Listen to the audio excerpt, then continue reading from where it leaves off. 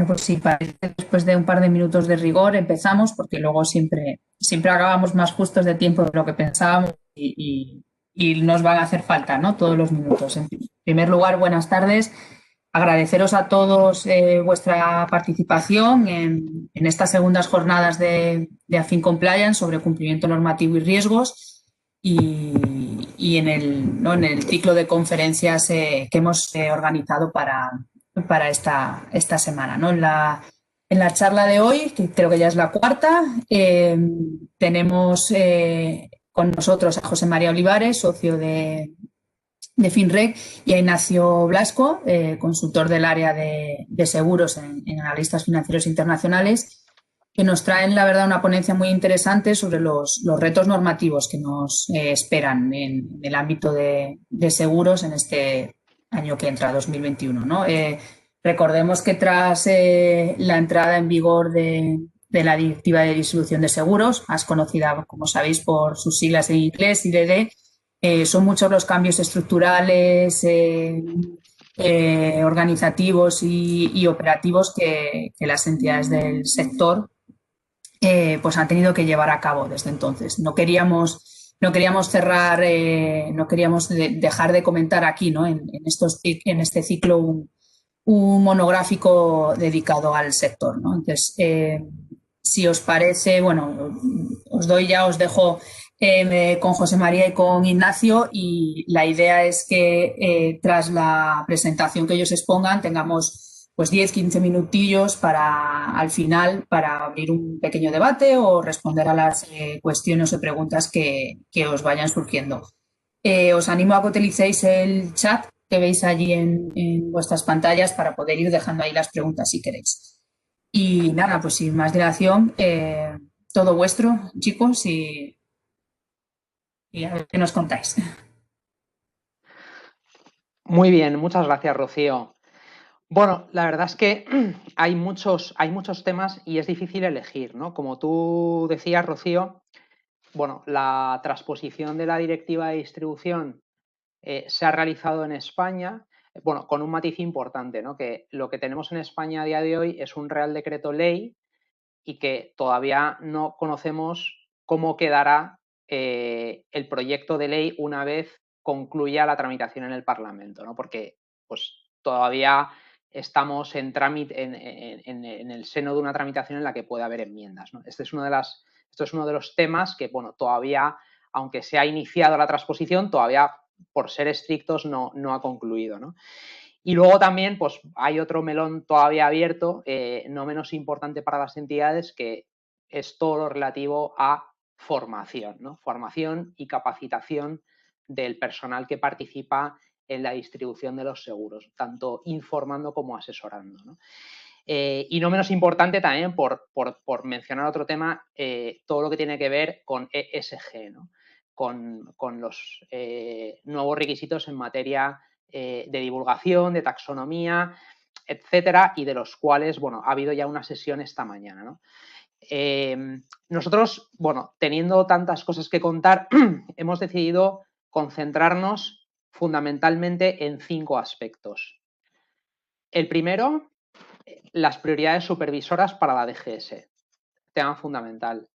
En segundo lugar, el proyecto de Real Decreto Ómnibus, ¿no? Que bueno, incluye no solo los aspectos de formación, sino completa o completará la transposición en España de la normativa de implicación a largo plazo de los accionistas. Queremos tocar algún aspecto fiscal que hoy más que nunca son relevantes y son relevantes para una industria como la de los seguros. Y luego, pues bueno, concluiremos con los aspectos relativos a Solvencia II, también súper de actualidad, y los temas más prudenciales, ¿no? La NIF 17 y la NIF 9. Ese es un poco el resumen general de los temas que vamos a tratar. Nos iremos turnando Ignacio y yo a la limón, ¿no? En primer lugar, y en cuanto a las prioridades supervisoras, la DGS ha publicado ya las prioridades de su enfoque supervisor desde ahora hasta el tercer trimestre del 2022. Entonces, son cosas que hay que tener muy, muy en la cabeza, ¿no? Este plan supervisor de la DGS se basa en el plan de convergencia supervisora que ha publicado EIOPA, que es, como sabéis, la autoridad europea en materia de seguros, ¿no? A lo cual la DGS ha añadido prioridades de supervisión propias y específicas del mercado español. La DGS identifica 12 áreas de riesgo supervisor y, por lo tanto, refleja sus prioridades en relación con la supervisión de las aseguradoras, reaseguradoras y gestoras de fondos de pensiones. De estos 12 temas, y sin perjuicio de lo que contará más adelante Ignacio, yo me voy a centrar en dos, que es la gobernanza, en primer lugar, y en segundo lugar, lo que tiene que ver con conductas de mercado. En cuanto a gobernanza o sistema de gobierno, ¿en qué aspectos ha dicho ya la DGS que se va a concentrar? Bueno, en primer lugar, en cuanto a las políticas que tienen que tener las funciones fundamentales de las entidades. Esto incluye, bueno, la existencia e implantación de líneas de comunicación efectivas dentro de la entidad y la organización, y el control interno y la auditoría interna de todas estas líneas de comunicación, ¿vale? Este es el primer aspecto, políticas de las funciones fundamentales. En segundo lugar, involucración de los órganos de administración y dirección de las entidades. ¿En qué temas se tienen que involucrar? Bueno, pues en la toma de decisiones, en la orientación de la actividad y en el control de sus elementos esenciales.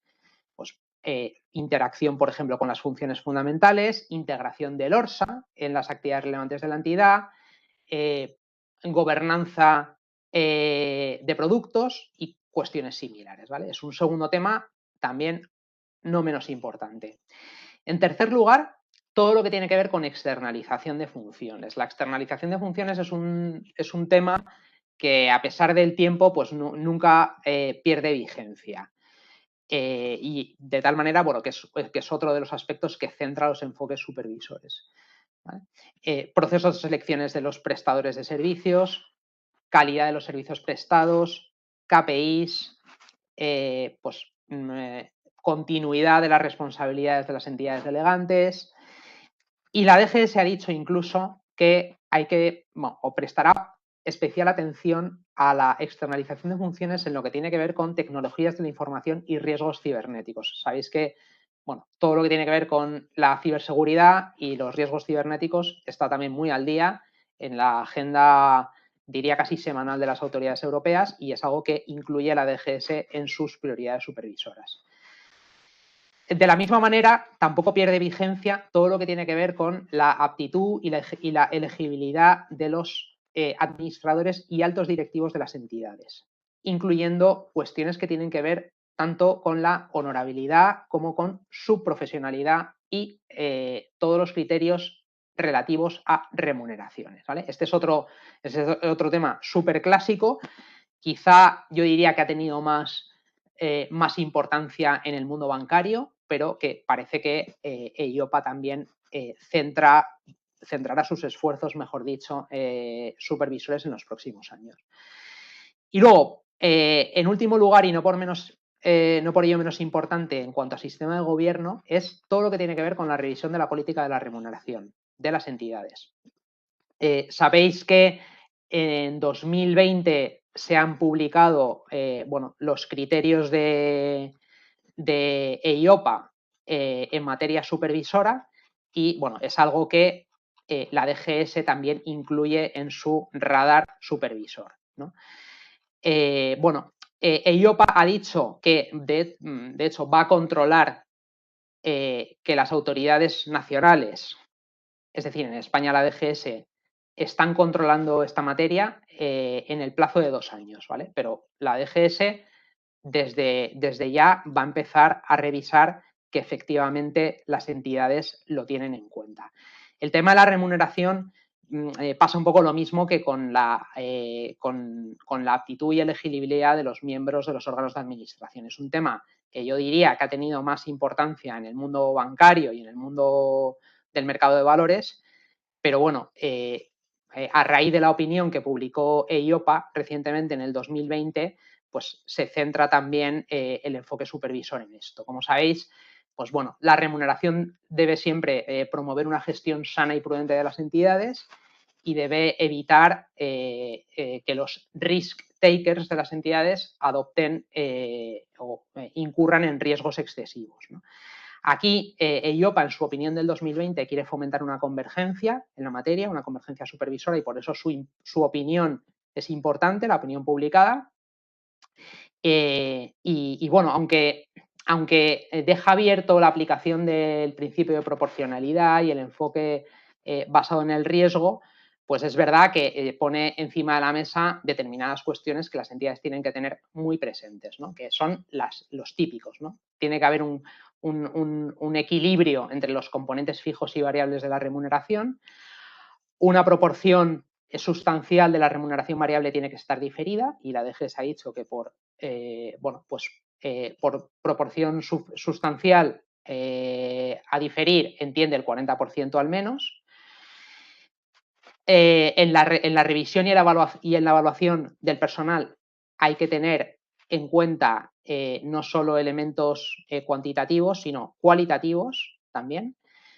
Deben contemplarse los ajustes a la baja en la remuneración, y luego también va a prestar especial atención a lo que tiene que ver con los pagos de terminación. Pues, por ejemplo, cuando un alto ejecutivo finaliza su relación con la entidad, ¿no? Va a prestar especial atención a esto.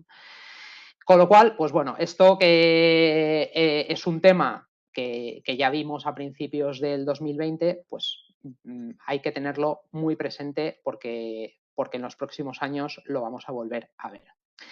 Y esto en cuanto a enfoque supervisor, en cuanto a sistema de gobierno. En segundo lugar, quiero hacer una breve mención a lo que tiene que ver con la conducta de mercado, que es todo relativo a la protección de los clientes y a la reputación sectorial en general del mercado asegurador.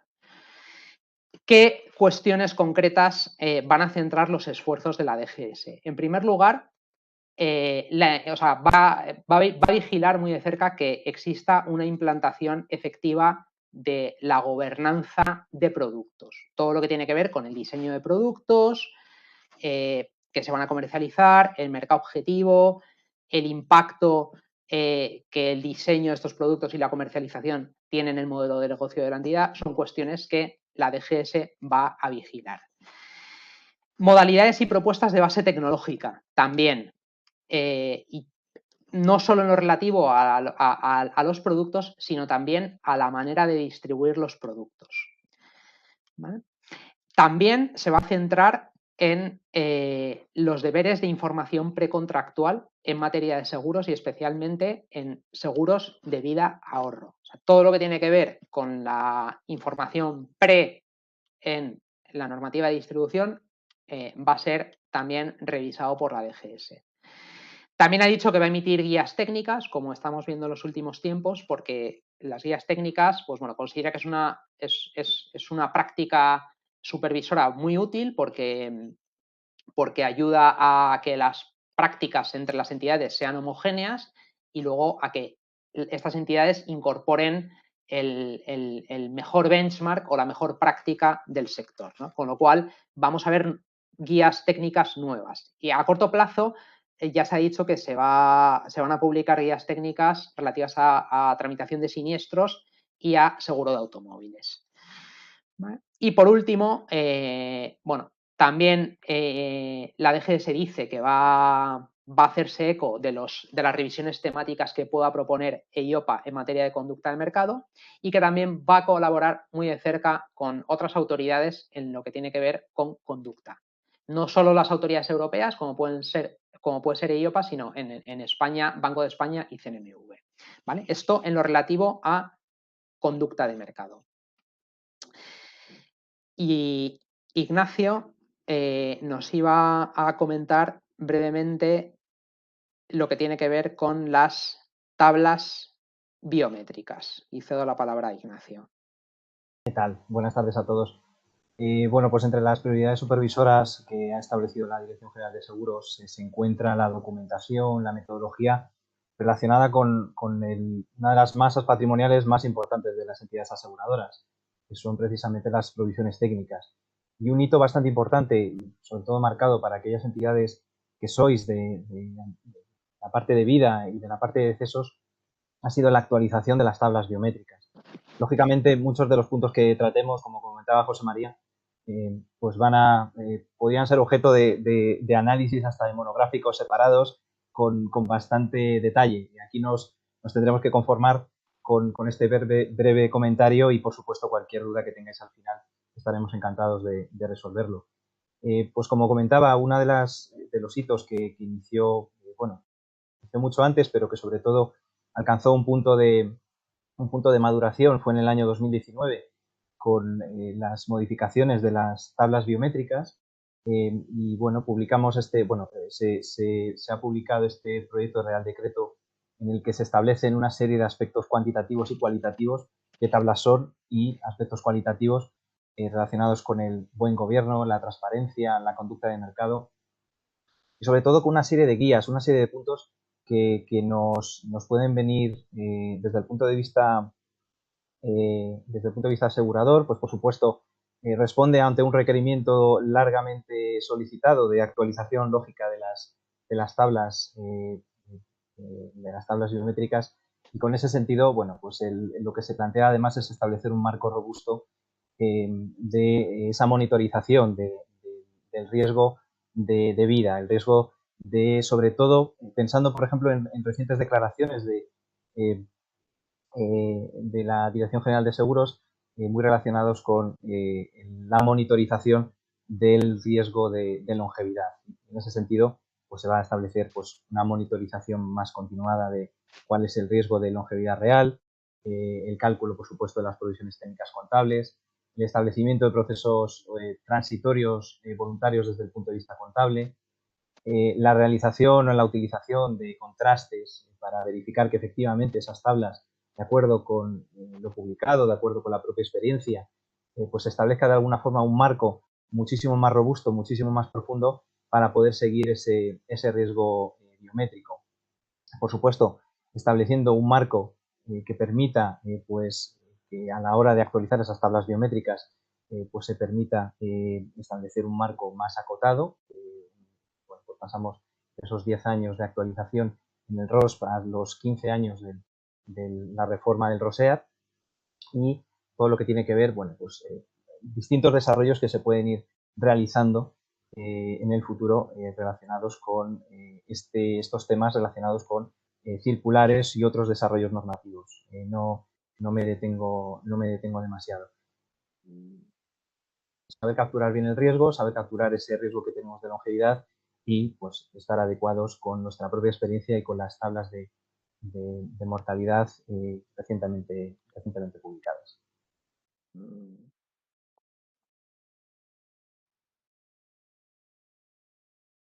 Y aquí, yo creo que José María... Muy bien. Gracias, Ignacio. Bueno, el proyecto de Real Decreto Omnibus, como se denomina, yo diría que, bueno, en la primera instancia ha pasado bastante desapercibido porque se publicó en trámite de audiencia pública a mediados de agosto y finalizó a principios de septiembre. Entonces yo creo que ha pasado en general desapercibido, o por lo menos para el gran público, ¿no? Como decíamos al principio, este proyecto de Real Decreto, y no quiero dejar de mencionarlo, recoge los requisitos de formación. Los requisitos para participar en los cursos de formación de los mediadores y su personal relevante y los empleados que participan en la distribución. Y regula las tres categorías, ¿no? El nivel 1, el nivel 2 y el nivel 3, que van a ser los nuevos niveles, ¿vale? Una vez que se apruebe este proyecto de Real Decreto, quedará derogado, por tanto, el Real Decreto de 2010, donde se establece a día de hoy los niveles y los cursos y las horas que tienen que superar cada persona incluida en este nivel, ¿no? Por simplemente dar una pincelada, para el nivel 1, pues los cursos de formación van a ser de 300 horas y la formación continuada de 25. Para el nivel 2, 200 horas y 15 de formación continuada, y para el nivel 3, 150 horas y 15 también. ¿Vale? Simplemente una pincelada porque es algo también relevante que se incluye en el proyecto de Real Decreto Ómnibus. Pero yo me quería centrar sobre todo, sin tampoco aburriros excesivamente, en lo que tiene que ver con la implicación a largo plazo de los accionistas. La implicación a largo plazo de los accionistas deriva, como tantas otras cosas, de una directiva comunitaria. Directiva comunitaria cuyo plazo de transposición ya finalizó, porque era junio de 2019. En España, la transposición parcial de esta directiva se hizo en el Real Decreto Ley 3/2020, es decir, el mismo en el que se transpone IDD. Y en el proyecto de Real Decreto Ómnibus lo que se propone es la introducción de 2 artículos concretos que van a modificar o van a complementar el Real Decreto de Ordenación y Supervisión, ¿vale? El decreto de 2015. ¿Cuál es el propósito o cuál es la vocación de esta normativa? Bueno, pues la Comisión Europea hizo la reflexión de que los inversores institucionales y los gestores de activos no suelen implicarse en las sociedades en las que han invertido. En lo cual, al final, tiene un efecto perverso y perjudicial porque prima el cortoplacismo, ¿no? El obtener rentabilidades a corto plazo, con lo cual las sociedades en las que se invierte pues dejan de pues prestar atención en la investigación y en fijarse en los resultados a largo plazo, ¿no? Entonces, la reflexión es que se considera que, bueno, fijando criterios en materia de implicación y requiriendo que las entidades los publiquen, pues bueno, pues al final esto va a mejorar en la rendición de cuentas que tengan que hacer las sociedades, ¿no? Y va a facilitar la interlocución entre las sociedades y sus accionistas, ¿no? Y al final esto pues va a tener un resultado positivo en general para la sociedad, ¿no? Esa es un poco la reflexión de fondo. ¿Qué 2 cuestiones concretas se proponen en este proyecto de Real Decreto Ómnibus? Bueno, en primer lugar, tienen que estar atentas a este tema las entidades aseguradoras del ramo de vida y las reaseguradoras, ¿vale? En lo que tiene que ver con la cobertura que realizan de los seguros de vida.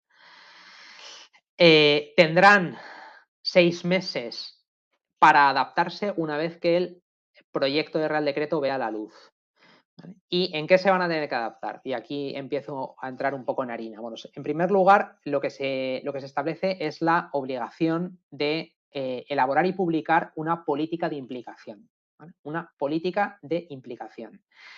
¿Qué es esto de la política de implicación? Bueno, pues la política de implicación tiene que describir cómo se implica la entidad aseguradora o reaseguradora como accionista en su estrategia de inversión en cotizadas admitidas a negociación en mercados regulados.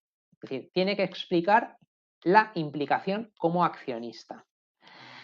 De tal manera que esta política de implicación tendrá que explicar qué tipo de supervisión van a ejercer las entidades en las sociedades en las que invierten, ¿vale? Y el borrador de proyecto, o mejor dicho, proyecto de Real Decreto Ómnibus, pues bueno, menciona pues, oye, que se tendrán que supervisar aspectos como pues, la estrategia, los riesgos, el gobierno corporativo, el impacto social y medioambiental, cuestiones de este tipo, ¿no?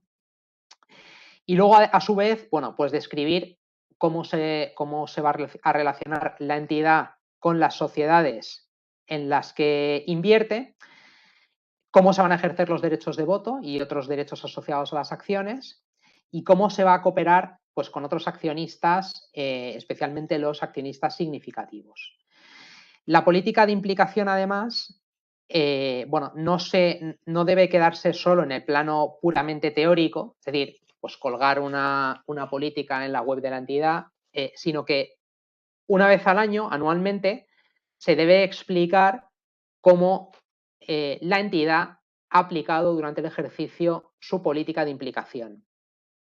Entonces, pues tendrá que detallar pues, cuál ha sido el comportamiento relativo a sus derechos de voto, cuáles han sido las decisiones que ha adoptado en las votaciones más importantes en las que ha participado, cómo ha utilizado a los asesores de voto, etcétera. Es decir, que no es solo publicar la política, sino una vez al año publicar cómo se ha estado aplicando esta política, ¿vale? ¿En qué sitio hay que publicarla? Pues lo primero es que se dice que tiene que ser está puesta a disposición del público gratuita en un sitio web bien de la entidad o bien de su grupo o a través de otros medios fácilmente accesibles en línea. Hay un tema importante que es que aquí, igual que en otras cuestiones en materia de gobierno corporativo, parece que el proyecto de Real Decreto abre la puerta a que las entidades puedan no cumplir todos estos aspectos. No obstante, si no lo hacen, o sea, si no cumplen todas estas cosas que estamos comentando, tendrán que explicar de manera clara y motivada por qué, cuáles son las razones, ¿no? O sea, esto es el aforismo de gobierno corporativo en inglés, que es comply or explain, ¿vale? O sea, que parece que deja la puerta abierta a que de manera motivada se puedan explicar las razones y de tal manera que la entidad pues, no tendría que cumplir con todo. Y luego también la política de implicación tiene que, prever y explicar pues, las medidas a adoptar en lo que tiene que ver con la gestión de los conflictos de interés. Pues, la detección, el control, etcétera, ¿no? Incluso en aquellos casos en los que las medidas no fueran suficientes, pues cómo se van a, pues cómo, pues en definitiva, desvelar el conflicto, ¿no? Y esto es un poco la primera gran novedad, que es la política de implicación, que como digo, está recogida en un artículo nuevo que se va a incluir en el Real Decreto de Ordenación una vez que este Real Decreto Omnibus vea la luz, ¿vale? El segundo tema es la estrategia de inversión a largo plazo, ¿vale? Que es un complemento de la política de implicación. La estrategia de inversión a largo plazo, bueno, pues como su propio nombre indica, lo que tiene que describir son cómo los elementos principales de la estrategia de la entidad en su inversión en sociedades negociadas en mercados regulados, pues cómo estas inversiones y estas estrategias son coherentes con el perfil y duración de los pasivos de la entidad aseguradora o reaseguradora. En particular, cómo son coherentes con el perfil y la duración de los pasivos a largo plazo. Y de qué manera contribuyen al rendimiento a medio y largo plazo de estos activos. ¿Vale? Esto es el criterio y el requisito general en materia de estrategia de inversión a largo plazo. Ahora bien, el Real Decreto Omnibus contempla la posibilidad, o bueno, contempla el escenario en el que esta estrategia de inversión no la ejerza de manera directa la entidad aseguradora o reaseguradora, sino que, bueno, pues sea encomendada en un gestor, ¿no? En una entidad gestora o una sociedad gestora que gestione pues, las inversiones y las desinversiones, ¿no? Entonces, lo que elabora el borrador del Real Decreto Omnibus es, bueno, qué cuestiones tiene que regular ese acuerdo entre la entidad aseguradora o reaseguradora y el gestor, ¿vale? Y qué cuestiones va a tener que publicar la entidad a este respecto, ¿no? Entonces, habrá que explicar cómo el acuerdo con este gestor externo incentiva a que el gestor externo adapte su estrategia y sus decisiones de inversión al perfil y duración de los pasivos de la entidad, particularmente de los pasivos a largo plazo. Es decir, que a lo que va la norma es, oiga usted, si usted no es quien está adoptando de manera directa las decisiones de inversión y desinversión y lo hace a través de una entidad gestora, de un gestor externo, lo que tiene que explicar muy bien es cómo su acuerdo con el gestor externo incentiva al gestor externo a adaptar su propia estrategia y decisiones de inversión, ¿vale? a los pasivos a largo plazo de la entidad aseguradora. ¿Vale?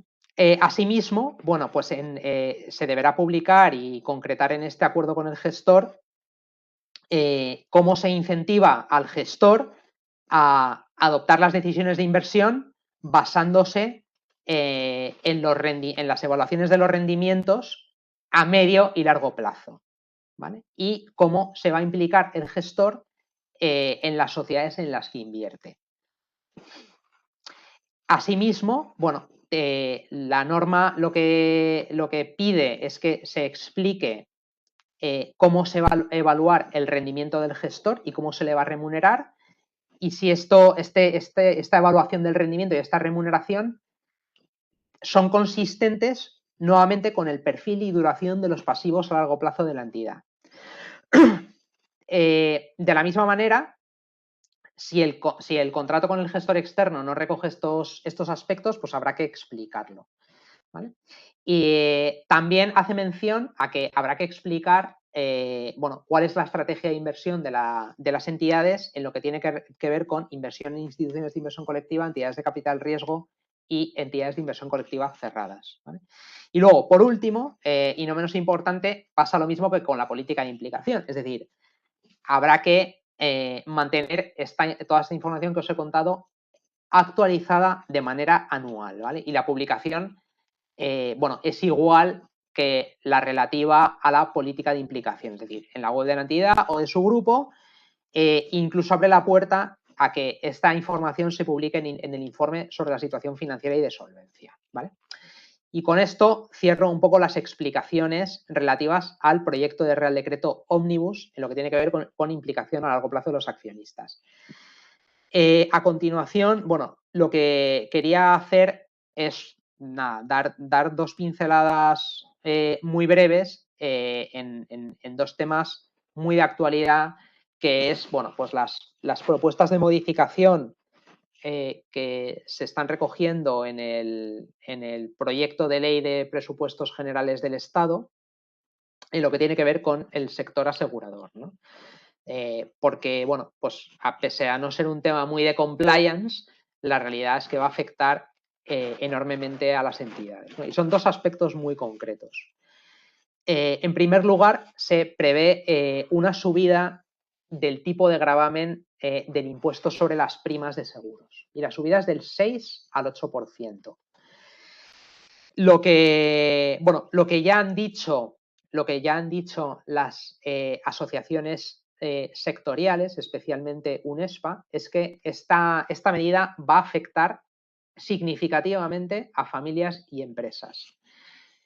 Porque en definitiva esto va a consistir en un recargo externo a las primas de seguros y que por lo tanto van a perjudicar a todos aquellos empresas, pymes, ciudadanos que quieran cubrir los riesgos de su actividad o de su vida, ¿no? Entonces, de hecho, pues lo que dice UNESPA es que esta medida, bueno, que lo primero pone en cuestión que vaya a tener el éxito recaudador que pretende el gobierno, y lo segundo lo que dice es que es regresiva esta medida desde el punto de vista social. Eso es lo que dice UNESPA, ¿no?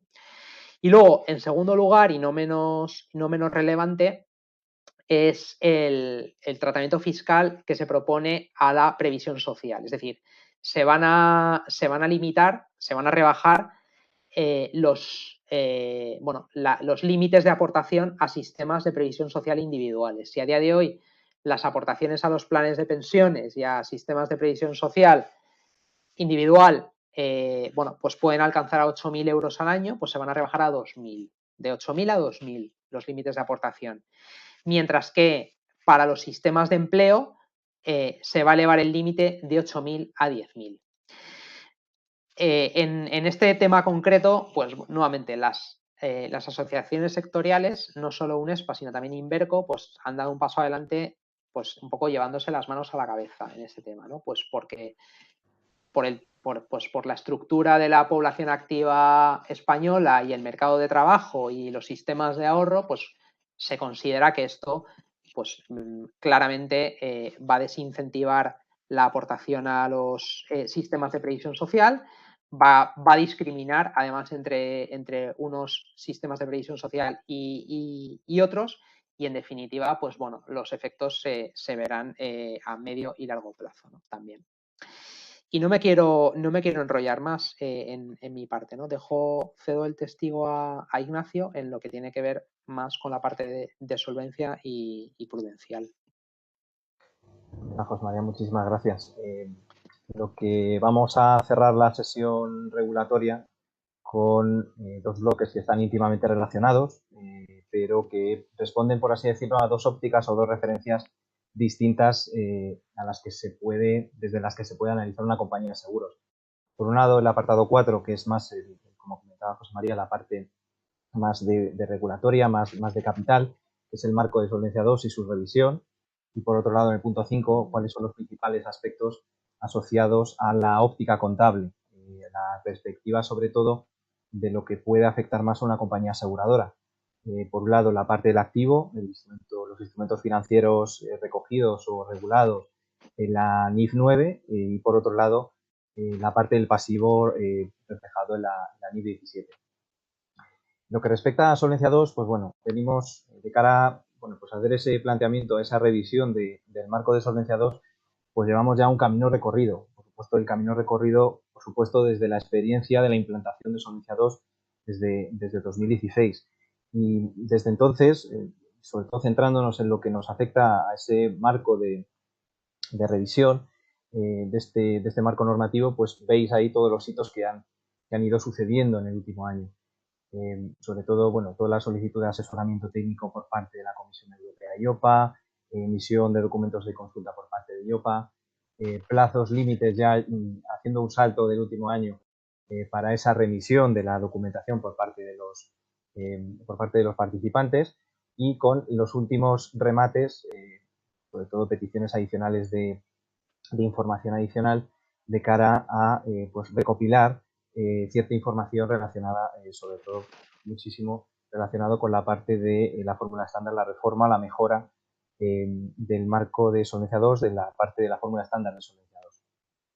Pues como sabéis, bueno, la parte de Solvencia II, ese marco normativo que se divide a su vez en tres grandes pilares, por un lado ese pilar 1 de requerimientos de capital, ese pilar 2 de autoevaluación de los requerimientos de capital, hacerse una autocrítica, entre comillas, de cómo está la compañía aseguradora. Y finalmente ese pilar 3 que refleja esa transparencia al mercado, esa información facilitada también al supervisor, pues es lo que conforma en su conjunto Solvencia II. Y en lo que lógicamente, bueno, como comentaba antes, el principal punto es esa reforma planteada y que ha quedado ligeramente demorada por la COVID-19 y que finalmente se espera tener un primer análisis de impacto en diciembre de 2020. A partir de aquí, ¿qué es lo que nos espera? ¿Qué es lo que tenemos por delante? Pues bien, pues Didier Millaud, que es el responsable de la Comisión Europea del grupo, de la unidad de seguros y pensiones, recientemente declaró en un webinario que lo más temprano, para un plazo más corto que esperan para poder finalizar los trabajos conjuntamente con el IOPA, será junio o julio del año 2021. Aunque el marco o lo que es el plan de trabajo pues finalizaría en el tercer trimestre de este próximo año. A partir de ahí, pues un camino largo por recorrer. Como sabéis, si estáis más familiarizados con la parte de normativa europea y demás, pues queda un proceso largo, sobre todo un proceso legislativo que puede más o menos estar en torno a 2 años. Por supuesto, después la transposición nacional por tratarse de directiva europea y, bueno, pues trámites adicionales que, bueno, nos plantearíamos o llegaríamos a ese plazo que inicialmente se había marcado para la reforma completa de la directiva de Solvencia II el 1 de enero de 2026. Y de momento, lo que se ha declarado, lo que se ha observado en el sector, es que ese plazo de momento para tener esa directiva actualizada, pues de momento no se movería de esa fecha. Es importante, quizá, por dar lógicamente, el analizar, no tendría sentido el analizar todos los principales puntos de resumen de modificación de la directiva de Solvencia II. pero puede ser interesante a modo ilustrativo establecer cuáles son las principales ideas que ha indicado en un reciente paper pues la patronal del sector asegurador, Insurance Europe, y en ese sentido pues establecen el fundamental requisito que entienden que para poder reformar o revisar la Directiva de Solvencia II es, por supuesto, pues buscar esa mejor valoración de pasivos, esa valoración de pasivos más adecuada. Si bien es cierto que esto interactúa mucho con el punto que hemos comentado antes de las tablas geométricas y en ese aspecto lo que se detalla es que existen dos grandes tipologías de tablas, por así decirlo. Las tablas de primer orden, que son las puramente contables en normativa local, y las tablas de segundo orden, que serían las aplicables a la parte de Solvencia II barra IFRS 17 que comentaremos después.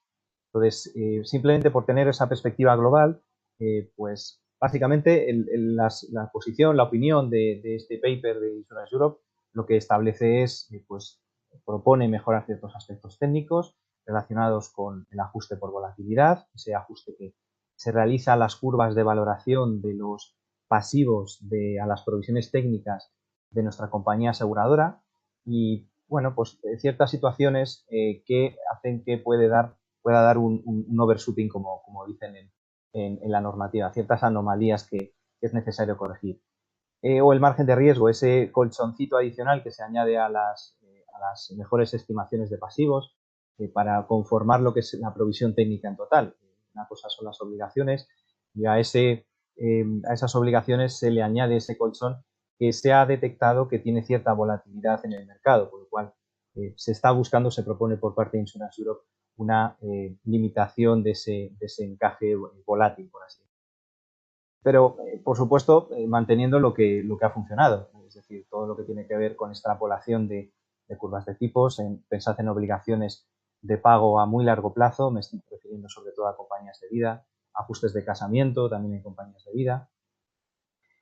También todo lo que tiene que ver con mejorar los requisitos de capital o el cálculo asociado a esa fórmula estándar de Solvencia II, pues la incorporación de un ajuste dinámico por volatilidad, es decir, que poder personalizar de alguna forma que si hay volatilidad en el mercado, pues que esta volatilidad lógicamente no afecta a unas compañías de la misma forma que a otras. En función de cómo tengamos nuestra cartera de inversiones, pues lógicamente eso va a impactar en nuestros pasivos de forma distinta.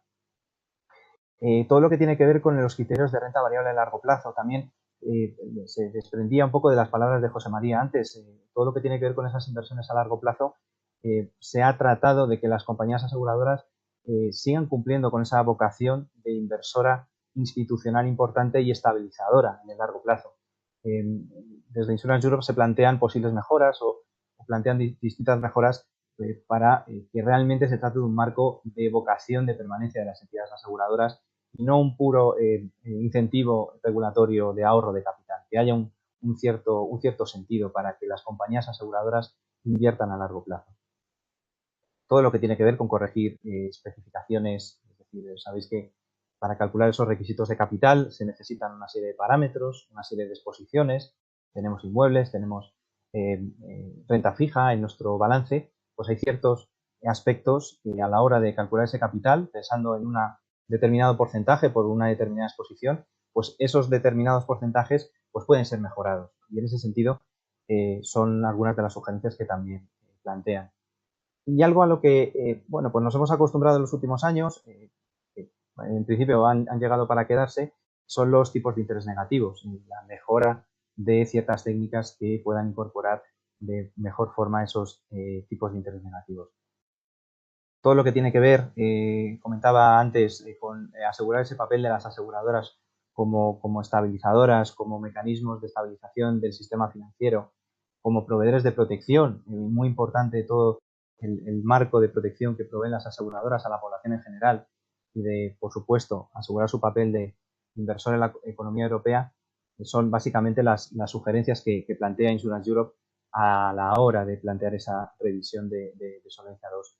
Y en definitiva, se trata de plantear que el marco normativo sea menos gravoso, que el mercado de seguros sea más diversificado y eficiente. Muchas veces pues hay ciertos sesgos, hay cierta tendencia, por ejemplo, pensando en compañías aseguradoras españolas, cierta tendencia a la inversión en deuda pública.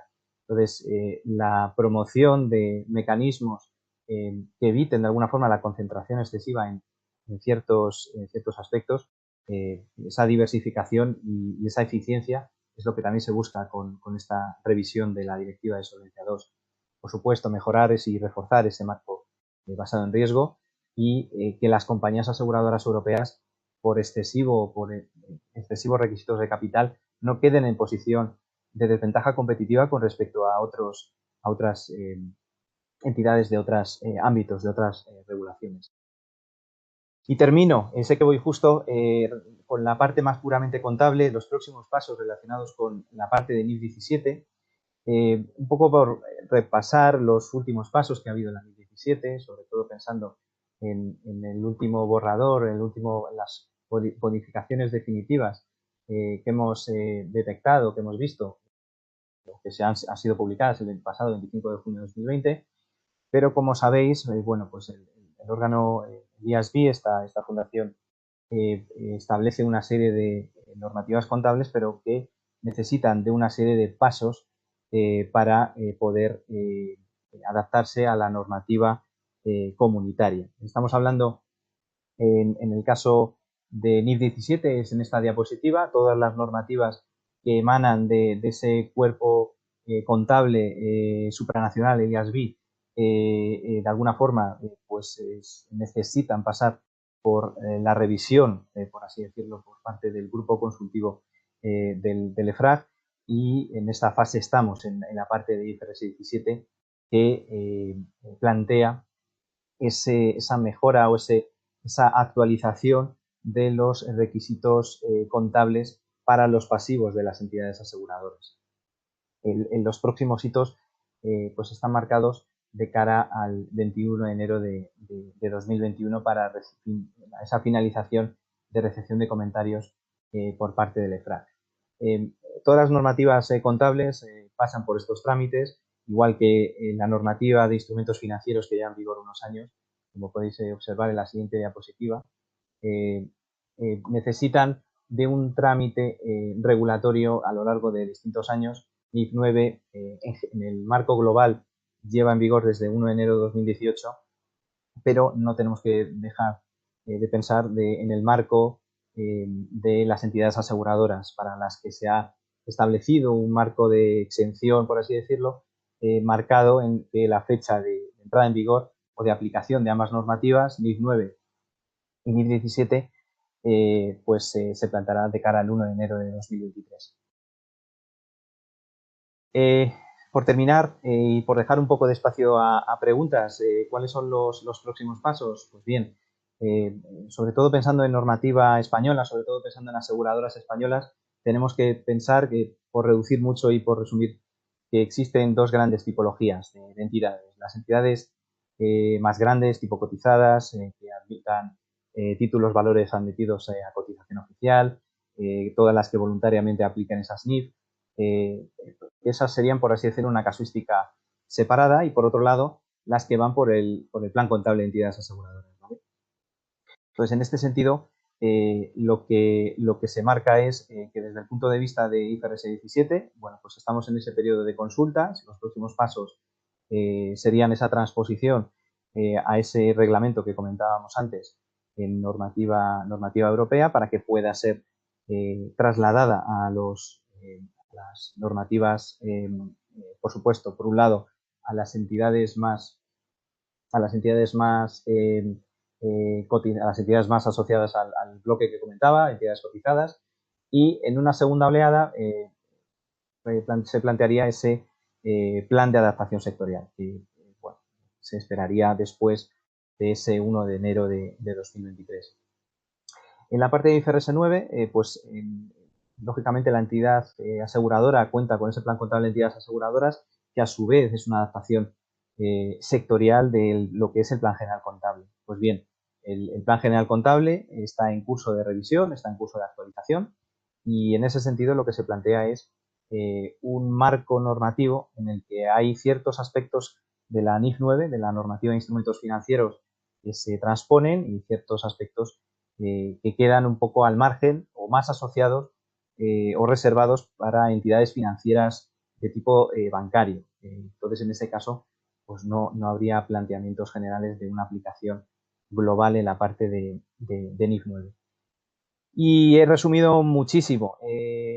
Os invitamos, por supuesto, si tenéis interés, por supuesto, os facilitaremos este material. Si tenéis interés también a acceder a nuestra página web de AFI Research, tanto desde AFI Compliance como de AFI Research, pues podéis acceder a ese seguimiento que hacemos recurrentemente de toda la normativa, tanto la parte de Solvencia II como la parte regulatoria contable.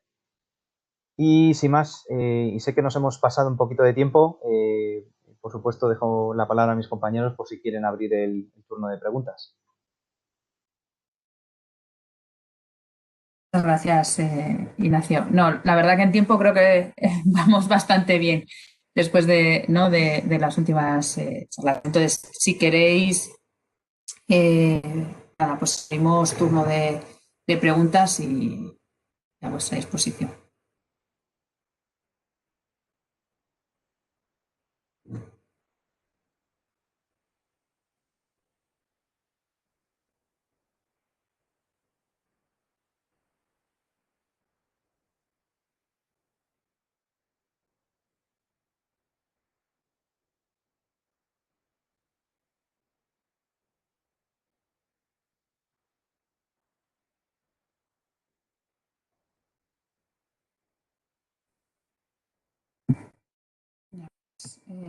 Álvaro nos pregunta, lo leo en alto para que lo vayáis escuchando todos. Nos dice que a día de hoy los requerimientos para sistemas de incentivos y remuneraciones a mediadores son mucho más detallados en la distribución de IBIPs que en la distribución del resto de seguros. ¿Creéis que la opinión de IOPA de 2020 a la que habéis hecho referencia en materia de remuneraciones acabará desembocando en un mayor detalle normativo en materia de incentivos económicos en seguros distintos a los IBIPs?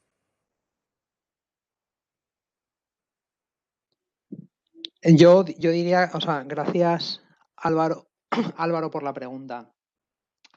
Yo diría que no, ¿no? La opinión de IOPA, bueno, ha tardado en cocinarse y luego además está bastante alineada con los requisitos que estamos viendo en materia de remuneraciones también en otros ámbitos del sector financiero. Con lo cual, mi lectura personal es que no. O sea, que de momento, pues la DGS y IOPA van a estar concentradas en el cumplimiento con estas, bueno, con lo que dice la opinión, pero que no, a corto plazo no va a ir más allá, ¿no? Esa es mi lectura personal, Álvaro.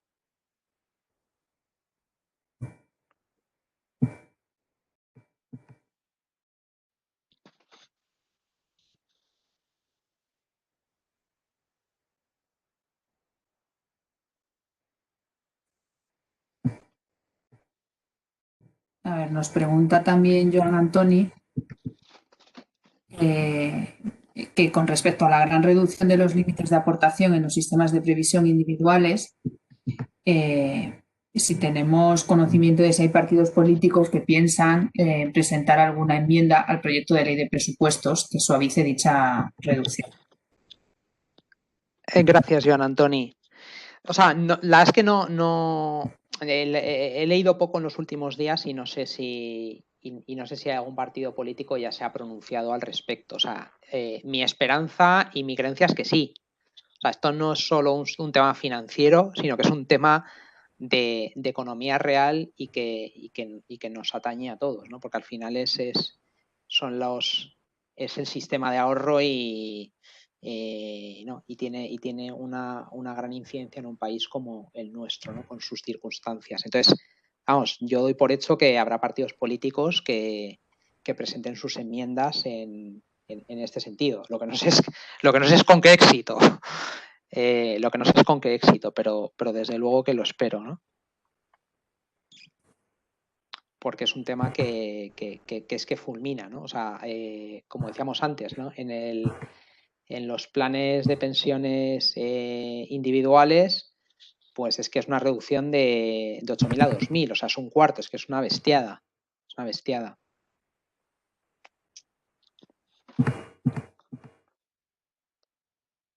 Nos preguntan también, Buenaventura Martín, si la fecha de inicio de aplicación de IFRS 17 para entidades cotizadas sería 2023. ¿Qué fechas se estiman para la adaptación al plan general que obliga a las entidades no cotizadas? Pues muchas gracias, Buenaventura. Por supuesto, en el marco de los próximos pasos que pueda haber relacionados con IFRS 17, o sea, la pregunta podía responderla muy brevemente diciendo que es casi imposible de saber, pero también es cierto que viendo un poco los comportamientos pasados, sobre todo de la transposición de la NIC 39 al Plan General Contable 1514-2007, luego la adaptación a plan de adaptación sectorial o modificación del plan de adaptación sectorial, no creemos que antes de 2 años, pensando en plazos regulatorios europeos, estamos hablando de reglamentos europeos, transposición a normativa española, plan de adaptación sectorial, vemos complicado que antes de 2 años, con respecto a ese 2023, es decir, 1 de enero de 2025, lo vemos complicado, pero también es cierto que depende un poco de, queda mucho tiempo todavía por delante y es complicado aventurar.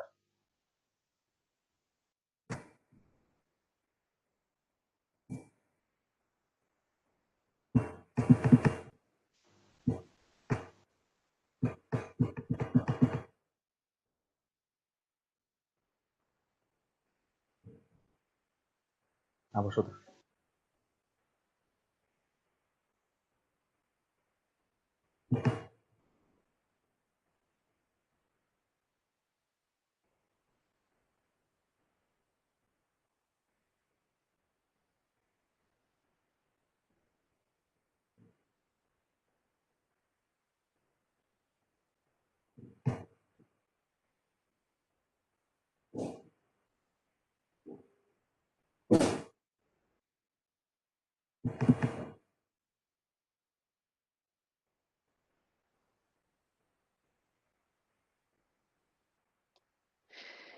Parece que no tenemos más, ¿no, Rocío?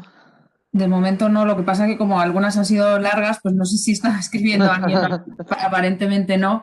En cualquier caso, pues suscribo, ¿no?, lo que decía Nacho antes, cualquier duda, cualquier cosa que necesitéis, pues tenéis nuestra información de contacto, y ya sea a través de Afin Compliance, como de FinRec y del área de AFI, bueno, de seguros, pues cualquiera encantados de ayudaros y de resolver cualquier duda que podáis tener. No dejéis de poneros en contacto. Y agradeceros la asistencia, la participación, y animaros a que continuéis disfrutando de estas charlas. Mañana tenemos a las 10 una específica de MiFID, ¿vale? Bastante prima hermana de esta, como sabéis, y bueno, muy interesante, la verdad, ¿no? Porque 3 años después todavía tenemos que seguir hablando de novedades de MiFID 2 y quizá un MiFID 3, ¿no? Que ya apunta por ahí. Y por la tarde tendremos una charla con Gloria Hernández y Ricardo Gómez sobre los retos normativos que le espera en concreto a las entidades al sector bancario, a las entidades de crédito. Cerraremos el viernes también, como lo veréis en la invitación, pues con un monográfico, como no podía ser menos en los meses en los que estamos, sobre teletrabajo, ¿no?, y las implicaciones y todas las adaptaciones que hemos tenido que hacer, la verdad que todas las entidades, ¿no?, y toda la normativa que está saliendo al respecto para regularlo. Y pues dicho esto, muchísimas gracias de nuevo por la participación. Gracias a todos. Muchísimas gracias. Cuidaros.